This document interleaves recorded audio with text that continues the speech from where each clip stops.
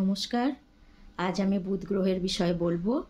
তো বুধ গ্রহ আমাদের জীবনে কতটা প্রভাব ফেলে এটা আমাদের খুবই জানার দরকার, এবং বুধ গ্রহ আমাদের কতটা উপকারিতা দেয়, এবং বুধ গ্রহ আমাদের ভালো আছে কি খারাপ আছে, তো এই বিষয়গুলো আমরা বুঝবো কী করে।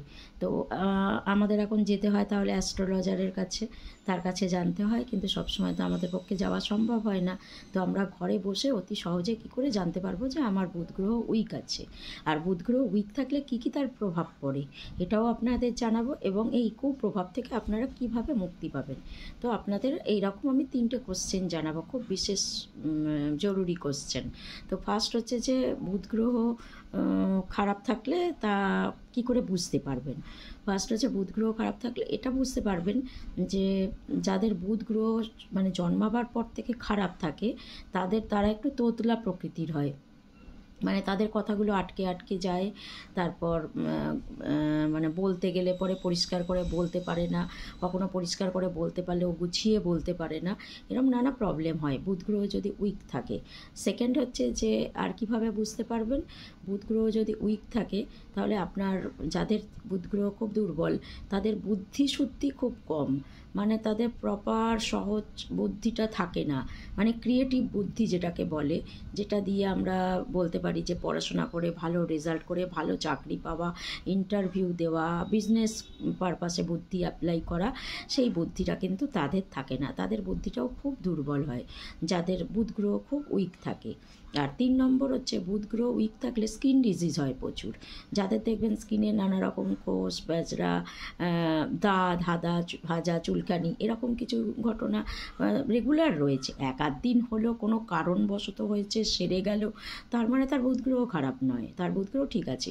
কিন্তু যার দেখছেন দুদিন অন্তরই এরকম ঘটনা ঘটছে, ওষুধ দিচ্ছে সেরে যাচ্ছে, আবার হচ্ছে আবার দিচ্ছে আবার সেরে যাচ্ছে, স্কিন ডিজিজ, কারোর হচ্ছে গিয়ে দেখবেন একটু শ্বেতি প্রকৃতির থাকে, কারোর দেখবেন একদিকটা কালো, মুখের একটা পাশ হয়ে গেছে, তো এই রকম যাদের ঘটনাগুলো ঘটে সেক্ষেত্রেও দেখা যায় যে বুধ গ্রহ খুব খারাপ থাকলে এই ঘটনাগুলো ঘটে। তো আপনারা বুঝতে পারলেন যে বুধ গ্রহ যদি উইক হয় তার জন্য কি কি প্রভাব পড়তে পারে ব্রেনের ওপর, শরীরের ওপর, মনের ওপর। তো 3 রকমই আপনাদের বললাম। এবার হচ্ছে তাহলে বুধ গ্রহকে আমরা স্ট্রং করব কি করে। তো আমাদের বুধ গ্রহকে স্ট্রং করতে গেলে পরে কি হয়, জ্যোতিষী বা অ্যাস্ট্রোলজারদের কাছে গেলে তারা আমাদেরকে তাবিজ দেয়, বা কেউ কেউ পাথর দেন, বা কেউ কেউ স্টোন পড়তে বলেন, তারপর কেউ কেউ শিকড় বাকড়ও দেন, যেগুলো সত্যি কাজেও লাগে। কিন্তু এখন কথা হচ্ছে যে সবাই তো গিয়ে করতে পারছেন না, কারোর মানে শারীরিক অবস্থা খারাপ আছে, কারোর অর্থনৈতিক অবস্থা খারাপ আছে, কারোর মানসিক অবস্থা খারাপ আছে, তো তারা যেতে পারছেন না। তো তারা কি করবেন, তা সেই লোকগুলোর জন্যই আমি বলছি যে তারা এটা করতে পারেন। তো বুধবার দিন, যেহেতু আমরা গণপতি বাপ্পাকে বুধের দেবতা বলে থাকি, মানে বুদ্ধির দেবতা হচ্ছেন গণেশজি ছাড়া বুদ্ধি আপনি কারোর কাছ থেকে সেইভাবে পাবেন না।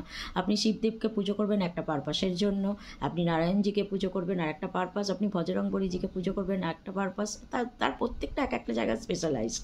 তো গণেশজি হচ্ছে বুদ্ধির দিক থেকে সবার ওপরে, ওনার মানে বুদ্ধির ওপরে আর কিছু হয় না। তো এবার গণেশজির তাহলে শরণাপন্ন হতে হবে যাদের বুধ গ্রহ খুব দুর্বল। আর বুধ গ্রহ হচ্ছে বুধবার, আর বুধবারেই গণেশজির জন্মবারও।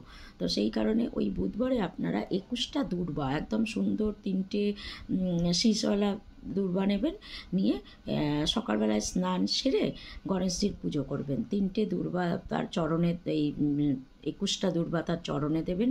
4টে লাড্ডু, 8টা লাড্ডু, 16টা লাড্ডু, আপনার যতটা ক্ষমতা আপনি সেই অনুযায়ী লাড্ডু দেবেন গণেশজিকে, আর একটা জবা ফুল দেবেন গণেশজির চরণে, দিয়ে আপনার মনস্কামনার কথা বলবেন যে আপনার কে যেন গণেশজি সেই সৎ পথে চালায়, সৎ বুদ্ধি দেয়, সৎ উপদেশ দেয়। তো গণেশজি শরণাপন্ন হলে কেউ ফিরে যায় না, তো আপনিও ফেরত আসবেন না। আপনি একদম মানে ওনার শরণাপন্ন হলে উনি আপনাকে সেই একদম ওনার চরণেতেই স্থান দিয়ে দেবেন। তো তখন দেখবেন যে আপনার আস্তে আস্তে করে এই তোতলামি ভাবটা চলে গেছে। আর সবথেকে কথা হচ্ছে যে আপনার বুদ্ধিটা সঠিক পথে আপনি অ্যাপ্লাই করতে পারবেন। কোনখানে কোন কথাটা বলার দরকার, কোন ব্যবসা করলে আপনার কাজে দেবে, বা কোনো ইন্টারভিউতে গিয়ে সঠিক কোশ্চেনের সঠিক অ্যান্সার দেওয়া, এই ব্যাপারগুলো আপনি অনেক স্ট্রং হয়ে যাবেন এই ব্যাপারটাতে। তো সেক্ষেত্রে আমি বলব যে তাহলে আপনারা উপায়টা বুঝে গেলেন, তো এই উপায়টা আপনারা বাড়িতে করবেন। আর কী কী দেখে সিমটম দেখলে বুঝতে পারছেন যে আপনার বুধ গ্রহ দুর্বল, সেটাও আপনাদের জানিয়ে দিলাম। এবং লাস্টে একটা সহজ এবং বোনাস টিপস বলে দিচ্ছি যে আপনারা সবুজ কালারটা, যাদের এইরকম বুধ গ্রহ খুবই দুর্বল রয়েছে, তারা সবুজ কালারটা বেশি ব্যবহার করবেন। কচি কলা পাতা বা বটল গ্রিন, এই কালারগুলো আপনারা একটু ব্যবহার করবেন কোনো ভালো কাজে, শুভ কাজে গেলে পরে এই কালারটাই আপনারা পরে যাবেন।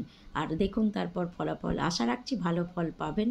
তো এই নিয়মগুলো আপনারা পালন করুন, ভালো থাকুন, সুস্থ থাকুন। আজকের মতন চলি, নমস্কার।